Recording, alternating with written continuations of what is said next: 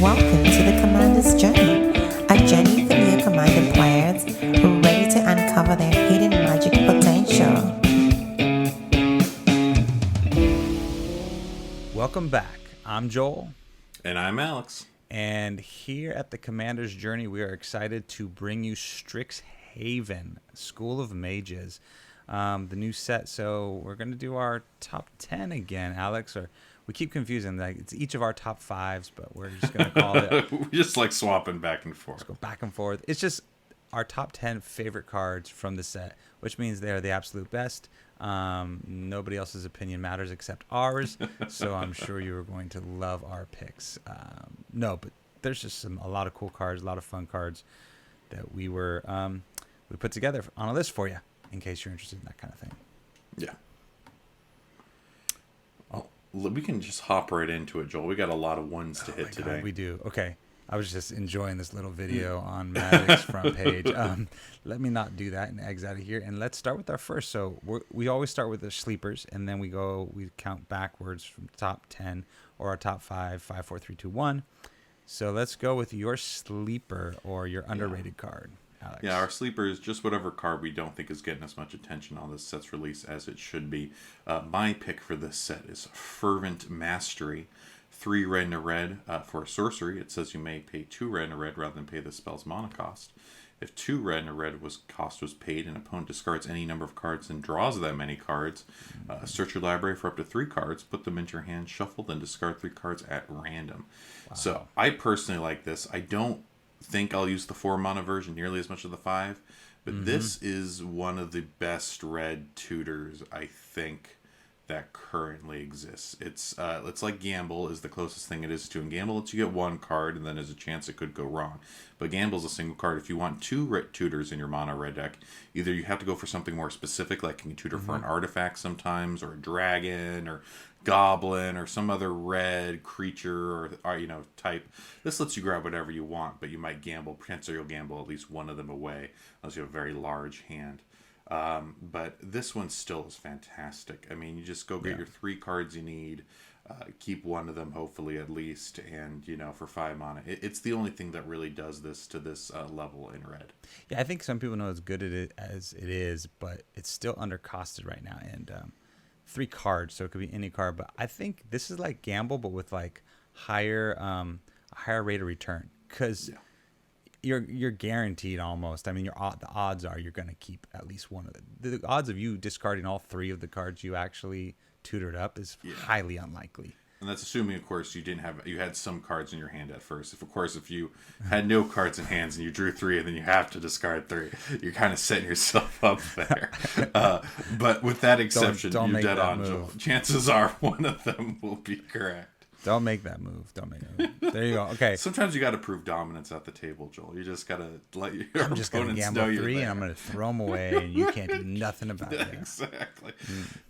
That's definitely a power move. All right. Good sleeper. So my sleeper for this bad boy is Selfless Glyph Weaver, and it's a double-sided card. It's got a sorcery on the other side. Excuse me. So for 2 and a white, it's a creature human cleric.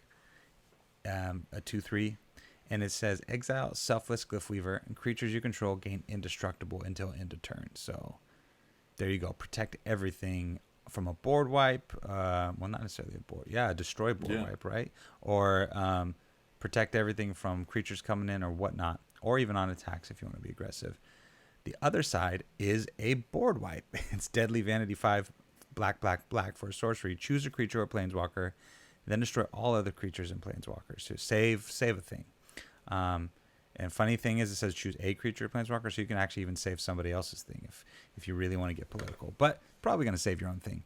But the fact that this is both a board wipe on one side, and the fact that it's a really awesome protection spell on the other, makes me, and it's still, I think, undervalued. I think this finds its way into a lot of decks, because I think a lot of board wipes, you want to play a few of them in your decks.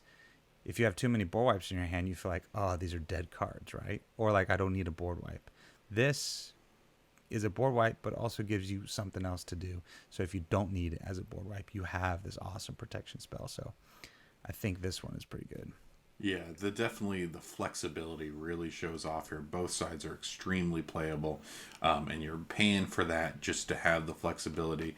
You know, there's situations where you want one, you want the other. Early game, I can see keeping Selfless Glyph Weaver out. Late game, I can see going for Deadly Vanity. There are certain decks or archetypes that might even flip flop those.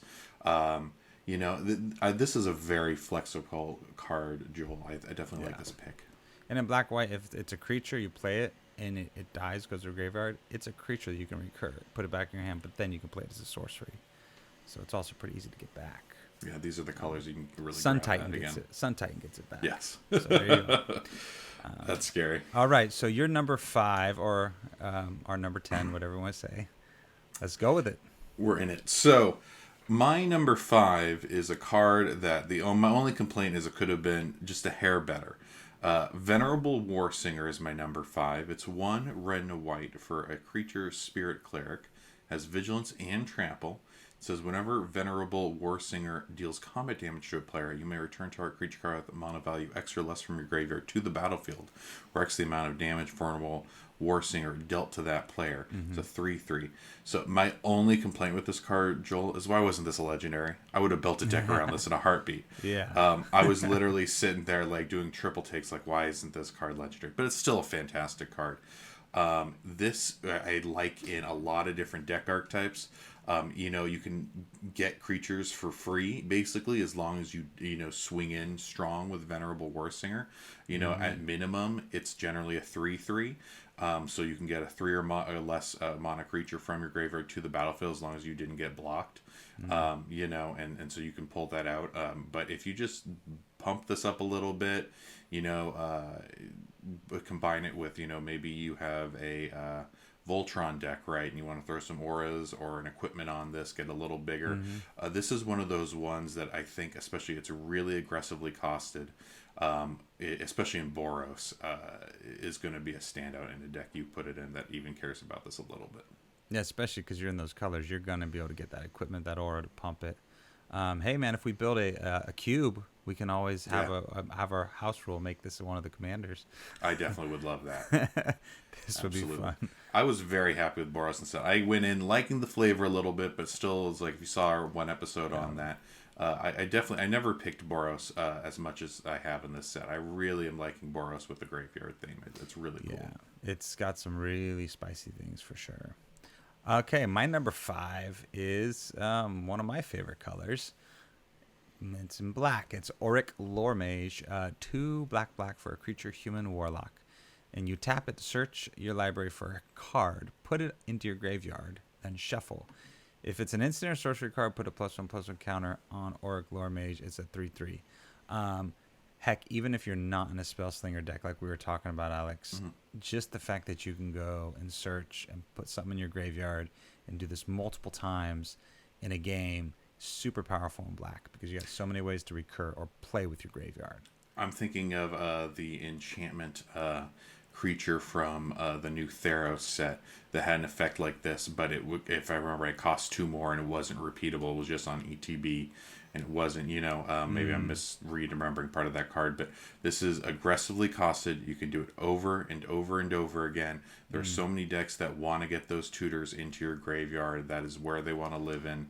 And on the off chance you hit an instant or sorcery with it, which the set generally wants to do, so it's even better in the set, you get a slight boost. Yeah, when you're in black, it's definitely the color to tutor in. It's not bad having tutors that won't cost you a lot of money, because not everybody wants to go out and buy a vampiric and a demonic tutor. And the fact that it's repeatable, I think, is also really awesome. And because Orzhov and some of these other colors, even I want to say Witherbloom. I'm getting them all now. The schools mixed up with it. Golgari. Golgari.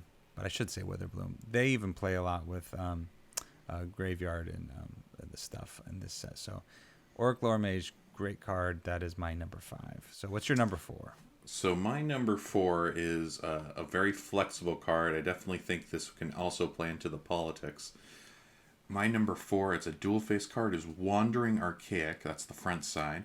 It's for 5 generic. It says creature avatar. Whenever an opponent casts an instant or sorcery spell, they may pay 2 If they don't, you may copy the spell and choose new targets for the copy. It's a 4/4. And then on the other side is Explore the Vast Lands for 3. It's a sorcery that says each player looks at the top 5 cards of their libraries, reveals land card and or instant sorcery from among them, puts the cards they revealed this way into their hand, the rest on the bottom of the library, and a random order. Each player gains 3. So you do have the backside, but that's not why I'm looking at this card. I'm looking at the front end. This is a permanent, this is a heuristic study. This is, are you going to pay 2? Are you going to pay 2? Every instant and sorcery they cast. So if you can get this out, especially earlier than maybe some ramp, it's a little harder with it being 5 generic. But if you can get it out before, some big spells come into play, they're always going to have to pay an extra 2. Otherwise, you're going to be just ramping as hard as they are. And thinking in white and, Boros were the colors that need this the most. That's fantastic. Heck, even in some decks, a lot of colors could take advantage of this, The backside isn't nearly as good. There would be situations where you want it. They're few and far between. Yeah. The front side is where you want it. And I just think this is a cool Punisher card that can really pull its weight. I could definitely think of the backside getting use in an instance where you're like, hey, does anybody have a board wipe in your hand? We really need to deal with this guy. Nah, let's cast this. Let's see if somebody can dig one out. But yeah, that front side is pretty nasty. Maybe in your group hug deck. Oh, this is a Punisher. So, group hug, I want everyone to like me. This will make everyone, let's get rid of that guy. But you have some pillow forting going on in your group. I do have some pillow forting, but that's to stop them from punching me. There you go. Don't punch me. Don't punch me. I'm your friend. All right. Joel, what's your number 4? I feel like we're going to jump in power level right here. I don't know. I think we are too. Number 4 is really powerful. Only reason I didn't put it higher is because I like a few other cards better, and I'm tired of these colors always getting all the power. But I got to mention it. We have to put it on our list because it's freaking awesome. It's Jadzi, Oracle of Archavios. It's 6 blue and a blue, so it is pretty pricey. For legendary creature, human wizard, you discard a card and return Jadzi, Oracle of Archavios to its owner's hand. So already, if it's your commander, it's super powerful because guess what? You're never going to pay commander tax. Every time somebody targets it, bounce it back to your hand. I'm about to say, at this point, you have to, right? Yeah, right. And it's got Mage Craft. So whenever you cast or copy an instant or sorcery spell, you reveal the top card of your library. If it's a non-land card, you may cast it by paying one mana rather than paying its mana cost. If it's a land card, put it on the battlefield. Why not? Just get both. It doesn't matter what it is. You're going to be able to play it. On the other side, it's a sorcery, Journey to the Oracle for 2 green and green, and you may put any number of land cards from your hand onto the battlefield. Any number. Then if you control 8 or more lands, you may discard a card. If you do, return Journey to the Oracle to its owner's hand. Okay, so again, not paying commander tax. So, yeah, it does cost 6 blue and a blue. I think that was their way to try and balance this, but it takes a minute to get it out. But you are in green. You have green to ramp into it. Once you get there, you can always bounce this thing back, and the value you can get is insane, especially if you got a lot of big creatures, leviathans, whatever you got in your deck. You're going to be able to get it out for 1 mana. I mean, how stupid is that? I love what I like about this too, and you do have to pay a little premium for it. If you end up doing most of what I'm trying to get at is if you end up casting the green side first. I think that's really where the nice part about this is. For 4 mana, you have a ramp spell in your command zone, which is horrendously powerful, and then later in the game you have your commander as normal that can play stuff for almost free. It's not quite free. It's 1, but I'm really, really getting omnipotence vibes here, like omnipotent. Sorry, Pines there. It's you're paying 1 instead of 0, but it's on a commander. It has a ramp on the front end. The ramp's even good late game. If so that way, if you cast it in the later game, you can just start ramping for pretty much 4 mana, put in your hand and play Jadzi normal, right? There's a point where you don't pay commander tax on Jadzi ever once you have 8 lands. I mean, I just pay Journey to Oracle to put it in my hand and play Jadzi without having to pay the mana cost. The commander tax is just, God, this is a powerful card. Yeah, I mean, once you ramp into it, once you can get there, there's a lot of commanders in these colors that are 5, 6, 7. So it's not that outrageous. And then once you're there, Jesus Christ, I mean, this thing just lots of value. this card is going to either see a ton of play or specifically not going to be seen a ton of play because people know how powerful and how frustrating this card might be to play against. Mm-hmm. So, we're either going to see too much of it or not enough because people are so worried about seeing too much of it. I don't see any in between. Exactly. Yeah, I think so. Okay. How about your number 3? Let's hit number 3. My number 3 is another dual-sided card. And we're going to hit some planeswalkers here. And I'm going to start it off with Rowan, Scholar of Sparks is one side. It's for 2 red. And a red, legendary planeswalker Rowan. Instant sorcery spells you cast cost 1 less to cast. For its +1, Rowan deals 1 damage to each opponent. If you've drawn 3 or more cards this turn, deals 3 damage to each opponent instead. Mm-hmm. On the -4, which is very easy to hit, you get an emblem with whenever you cast an instant or sorcery spell, you may pay 2. If you do copy that spell, you may choose new targets for the copy. It has 2 loyalty coming into play. Mm-hmm. Or you can do the backside, and it's Will, Scholar of Frost, 4 and a blue for legendary planeswalker Will. Instant sorcery spell still costs 1 less to cast. And it has its +1. Up to 1 target creature has base power and toughness 0-2 until end of turn, so you can weaken something that's about to punch you. -3, draw 2 cards. -7, exile up to 5 target permanents. For each permanent exile, the spell's control creates a 4/4 blue and red elemental creature target. It costs, it gets 4 loyalty. Mm-hmm. So on this one, and it has not been the case up to this point. First of all, there's a lot of decks that just want 1 cheaper for instants and sorceries in blue and red. Mm-hmm. A lot of decks just happy to have that. I personally think Rowan is the better of the 2.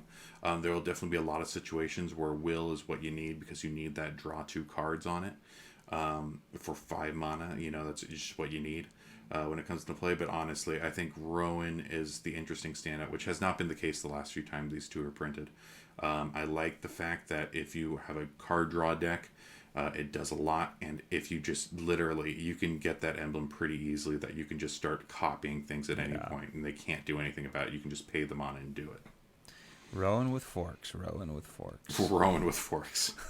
Yeah, it's pretty nice. Yeah, especially like you said in blue-red, you already want to make your instant sorceries cost 1 less, especially in this set. And the ping in, and then be able to get an emblem like that, yes. Mm-hmm. Very good value. Very good planeswalker. I think it's playable for sure. Yeah. Okay, my number 3 is Liliana. Oh, no, she's not Liliana. She's Professor Onyx. Legendary planeswalker Liliana. I love this card. 4 black and a black. Mage Craft. Whenever you cast or copy an instant or sorcery spell, each opponent loses 2 life and you gain 2 life. It's her +1 is you lose 1 life. Look at the top 3 cards of your library, put 1 of them in your hand, and the rest into your graveyard. So basically, it's almost like you're drawing 3 cards. When you're in black, like Auric Lormage, you're putting stuff in the graveyard. -3, each opponent sacrifices a creature with the greatest power among creatures that player controls. Make them sack their biggest thing. Yeah, salt right there. I mean, like Dictator Erebus. Yeah. -8, each opponent may discard a card. If they don't, they lose 3 life. Repeat this process 6 more times, and she comes with 5 loyalty. So I love this card, mostly because in black or in Orzhov or in Witherbloom, Golgari, you can playing a lot more sorceries and instants, right? And the fact that we're attaching aristocrats, style stuff. There's another card in here that also when you play instants or sorceries or something, can't recall, people lose 1 life, you gain a life. The whole aristocrat thing is getting another dimension, right? It's always sack a creature, lose 1 life, gain 1 life. Now it's playing instant sorcery, lose a life or lose 2 life, gain a life. I think it's really going to make aristocrat decks even stronger. And a card like this, I think, is going to be at the helm, like a card you want in there. You lose a life. Look at the top. That +1 is to me one of the best parts of this because it's just such good card advantage. You're gonna be able to play that each time, and then you have the other things if you need it. A lot of times you're gonna need that -3. Yeah. And if you have my other number 1 pick from the last set out, the really salty card that everybody is on to now, which I picked number 1. You're gonna get those cards that they sacrifice. They're just gonna come straight to your battlefield. I definitely like this +1 too, as you talked about. It's, black, take the best cards out of your top 3 and throw the rest in your graveyard, where your chances are in a lot of decks you kind of want it there anyways. I mean, this is a great Liliana. I was joking with Joel as somehow I'm underplaying it just because compared to some other Lilianas we've gotten over the years, this one somehow still's weaker, but as a Planeswalker in itself, it didn't say Liliana on it, I'd think, wow, this card's great. I'm literally just comparing it to some of the best cards in the game. There's so many good it's Lilianas. Okay because of it. I know, right? They just can't not print good Lilianas. And this is another example, honestly. I really feel like this is another dimension to Aristocrats that's going to blow it up, because in my Aristocrat deck I already have maybe a dozen sorcery and instants anyways. I'm going to be playing them. So now I'm always getting the Aristocrat thing going at any point. No, I don't have to always get a token to sack out there. I don't have to set everything up. Now I can be aristocrating the whole freaking time. So, yeah. Anyway, I like that part. So, number 2. Let's do it. My number 2 is the Voldemort of this set. Extus, Auric Overlord. 1 white, black. Legendary creature, human warlock. It has double strike. Already scary. Mage Craft, whenever you cast or copy an instant or sorcery spell, return target non-legendary creature card from your graveyard to your hand. It's a 2/4. And that's just the front side. I will say that's the one I'm kind of like, a repeatable, consistent recursion. Throw it all back in your hand. Graveyard's a joke at that point, right? You could just keep cycling your instants. You could cast your instants and sorceries, get another one, get a creature. No, you have to get a creature back. This is where you want Liliana. Throw things in your graveyard. I'm about to say throw things in your graveyard, get your creatures back, and then just keep on casting instants and sorceries. It's still horrendously powerful, and double strike is just really scary. And on the other side is Awaken the Blood Avatar, 6 black and a red sorcery. As an additional cost to cast this spell, you may sacrifice any number of creatures. The spell costs 2 less for each creature sacrificed this way.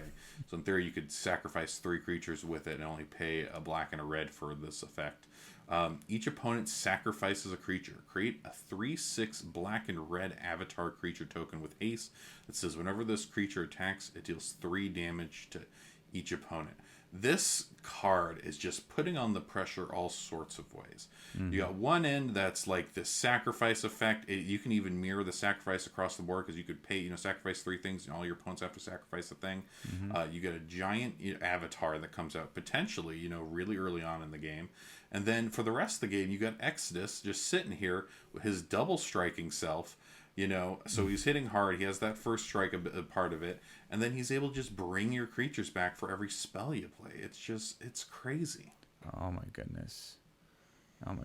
Yeah, goblins, it's only 4 mana too. Dwarves, clerics, put them all in the graveyard and bring them all back. Yeah, this is pretty nasty. I like especially that you have that consistent recursion on a commander. So if you built a deck around this, right? Yeah. And then like you said, so it's 4. It's a good cost. On the other side, that's not an 8 mana sorcery spell. That's a 2 mana sorcery spell. Because if you build this deck right, you're always going to have goblins or tokens or clerics or things to sacrifice.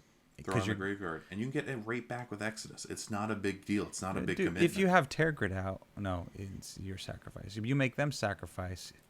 So you sacrifice 3 things to get this out and play this for a black and a red, and you have Tear Grid out, happen to have it out. Each opponent sacrifices a creature. All 3 of those creatures they sacked go to your battlefield. God. And then, so I mean, there's in black and in these colors, there's so much you can do already. Also, what is that? What's the Mothra? You sacrifice a creature, they come back flying. There's so many things to recur in these colors. So. That's white, and you have all 3 colors. Mardu, it's a different way to play Mardu. It's really nice. This is a cool, unique. A lot of things going on, but a lot of payoffs for it in Mardu. I definitely think this is one to look at. You've been wanting to build a Mardu deck, and I don't think you have one yet. No, I still haven't done it. I almost built Knights. I was really on the fence about it. This is more powerful than Knights. It definitely is more powerful. This has gotten that close again. I will say, maybe we'll do a deck tech for it coming up. Okay. My number 2, I think, is the coolest name in the set. I think it's the coolest sounding card. I agree. I also think it's super great. I think X's might be a little bit better. You might have a better number 2 than me, but I don't know. Let's see. What do people think? In Golgari, we have Belladross Witherbloom. Just say Belladross. Belladross. 5, a black and a green for a legendary creature, Elder Dragon, 4/4 with flying. It's a dragon. Okay. At the beginning of each upkeep, you create a 1/1 black and green pest creature token with, when this creature dies, you gain 1 life. And you can pay 10 life. It's untap all lands you control. Activate only once each turn. Belladross is awesome. The artwork is awesome. If you're making things or you're doing things on everybody's turn, you are already in the plus. You're already pushing ahead. And this is my favorite of the dragons. I think it's probably one of the most powerful dragon out there from this set. So my only wish is it was a 7/7. That would have been super awesome. But, I mean, it already does so much. And in these colors, and there's so much going on with life gain in this deck that you're going to have that pay 10 life ability. And to be able to untap, so do something with all your lands, pay 10 life, and then untap them all and do it again. That's like the whole Jorn thing almost like. But also to have those pests you're making every turn. I mean, Belladross, yeah. I definitely think this is the most powerful dragon of the 5 dragons. I think the Izzet one's close because it's mana cost mostly and its effect combined with it. This is a little pricey. It's definitely in the colors that can handle that price, but you're doing stuff on everybody's turn. You have that flexibility, and if you have a life gain deck, which is really where this wants to be at home, this is scary in the 99. This is scary as the commander. You basically can turn your life gain into, Seedborn Muses, or really Sword of Feast and Famine comes to mind, in terms of untap all lands. Yeah. You can only do it once each turn, but guess what? You don't really need to untap twice in one turn. You can do it during your opponent's turn. Exactly. It's not a big deal. Exactly. You can always threaten. There's not a point where you have no mana. That doesn't exist anymore when this card's played. As long as you have 10 life at least, or 11, then you can just threaten that you can do stuff at instant speed with this guy. I mean, there's definitely a strong so many ways to gain life. And I mean, shoot, you have a Yara out and you're gaining life on everybody's turn and they're losing life. All these pests are going to gain you life inadvertently. And then you have just so many ways, and you're going to have that life to pay. And you're going to want to pay that life down just so you can keep doing the big nasty thing and win. It's like almost like you feel like you're pushing faster when you're doing that and you're using life. I mean, just look at Crick, how effective that is. And that thing, you keep paying life to do things, but you have ways to get it all back. So. You just need 1 or 2 solid ways to get it back while this is in play, and you can consistently pay that 10 life. I mean, I definitely the best dragon, and definitely a strong, a very, very powerful. I don't know if it's more powerful than X-Distral. I'm kind of on the fence. I think we're pretty even here. Yeah, they're both pretty damn good. All right, here we go. Your number 1. We're gonna get the drum tap. I will say my number one is more of a personal choice than a professional one. I usually don't do that. I usually really try to do the opposite, but I really was taken away with this card. It's not bad either in game. My number 1 is Mila, Crafty Companion. It's 1 white and a white for a legendary creature Fox. It says whenever an opponent attacks 1 or more planeswalkers you control, put a loyalty counter on each planeswalker you control. Whenever a permanent you control becomes the target of a spell or ability an opponent controls, you may draw a card. And on the back side is the big thing. Luca, Wayward Bonder, 4 red and red for legendary planeswalker Luca. You may discard a card. If you do, draw a card. If a creature card was started this way, draw 2 cards instead. And return target creature card from your graveyard to the battlefield. It gains haste. Exile it at the beginning of next upkeep, and you get an emblem with... That's my 7, is you get an emblem with whenever a creature enters the battlefield under you control, it deals damage equal to its power to any target for 5 loyalty to begin with. I mean, this card... talk about a card that would go well, in my opinion, in Exodus. The Planeswalker stuff will get a little kind of thrown out, but I love the Luca side in Exodus where you could discard cards. If you discard a creature, you get draw more cards, and then you can get them back for no issues with Exodus. That's a fun little combo. I just realized. But I mean, you could just do that as it's -2 anyways. Just bring creatures back and do it. And then Mila is really powerful as a turn 3 play. Pump all your planeswalkers, give them a little protection, make your opponent have to attack with a little more power than they wanted to. Or, and this is also very powerful, make your opponents pay to aim at your stuff.